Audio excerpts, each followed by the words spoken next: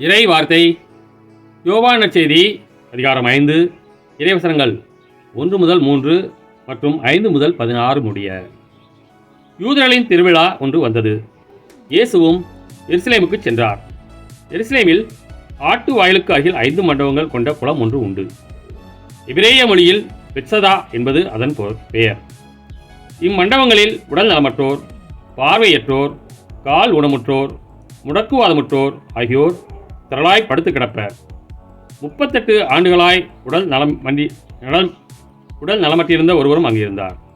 இயேசு அவரை கண்டு நெடுங்காலமாக அவர் அந்நிலையில் இருந்துள்ளதை அறிந்து நலம் பெற விரும்புகிறீரா என்று அவரிடம் கேட்டார். ஐயா, தண்ணீர் கலங்கும் போது என்னை குளத்தில் இறக்கிவிட ஆள் இல்லை. நான் போவதற்கு முன் வேறு ஒருவர் இறங்கி விடுகிறார் என்று உடல் நலமற்றவர் அவரிடம் கூறினார். இயேசு அவரிடம், எழுந்து உம்முடைய படுக்கையை எடுத்துக்கொண்டு நடந்து செல்லும் என்றார். உடனே அம்மனிதர் நலமடைந்து தம்முடைய படுக்கையை எடுத்துக்கொண்டு நடந்தார். அன்று ஓய்வு நாள்.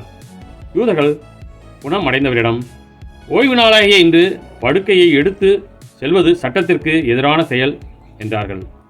அவர் மறுமொழியாக, என்னை நலமாக்கியவரே உம்முடைய படுக்கையை எடுத்துக்கொண்டு நடந்து செல்லும் என்று என்னிடம் கூறினார் என்றார்.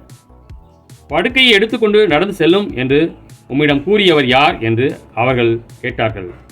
ஆனால் நலம் அடைந்தவருக்கு அவர் யாரென தெரியவில்லை. ஏனெனில் அவ்விடத்தில் மக்கள் கூட்டமாய் இருந்ததால் இயேசு அங்கிருந்து நழுவி போய்விட்டார். பின்னர் இயேசு நலமடைந்தவரை கோவிலில் கண்டு, இதோ பாரும், நீர் நலமடைந்துள்ளீர். இதைவிட கேடான எதுவும் உமக்கு நிகழாதிருக்க இனி பாவம் செய்யாதீர் என்றார். அவர் போய் தம்மை நலமாக்கியவர் இயேசு என்று யூதர்களுக்கு அறிவித்தார். ஓய்வு நாளில் இயேசு இதை செய்ததால் யூதர்கள் அவரை துன்புறுத்தினார்கள். கிறிஸ்துவின் நற்செய்தி.